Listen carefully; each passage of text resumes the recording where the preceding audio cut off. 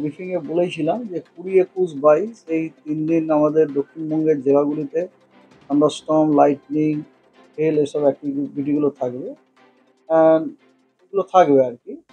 যে আজকে যেরকম thunderstorm with gusty wind speed 50 থেকে 60 কিলোমিটার প্রতি ঘন্টায়, লাইটনিং, হেলস্টর্ম, হালকা থেকে মাঝারি বৃষ্টি হওয়ার যথেষ্ট সম্ভাবনা আছে।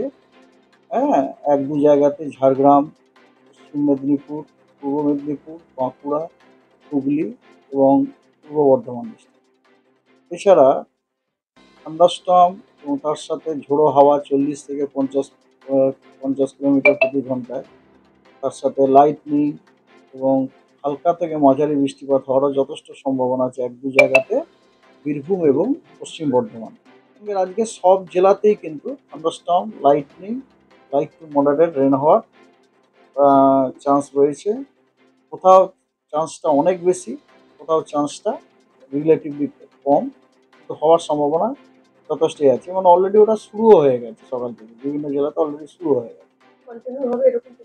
তা আজকেরটা তো শুনুন, তারপর আগামীকাল 21 তারিখে থান্ডার স্কোয়াল উইথ গাস্টি উইন্ড 50 থেকে 60 কিলোমিটার প্রতি ঘন্টায়, তার সাথে লাইটনিং, হেলস্টর্ম এবং হালকা থেকে মাঝারি বৃষ্টিপাত হওয়ার যথেষ্ট সম্ভাবনা রয়েছে ঝাড়গ্রাম, পশ্চিম মেদিনীপুর, পূর্ব মেদিনীপুর, বাঁকুড়া, হুগলি, পূর্ব বর্ধমান, হাওড়া এই জেলাগুলিতে 2-1 জায়গায়। আর থান্ডারস্টর্ম উইথ গাস্টি উইন্ড 40 থেকে 50 কিলোমিটার প্রতি ঘন্টায়, তার সাথে লাইটনিং এবং হালকা থেকে মাঝারি বৃষ্টিপাত হওয়ার যথেষ্ট সম্ভাবনা রয়েছে 1-2 জায়গাতে পশ্চিমবঙ্গের বাকি জেলাগুলিতে, ইনক্লুডিং কলকাতা। বাকি জেলা যখন বলছি, কলকাতা অবশ্যই ইনক্লুড।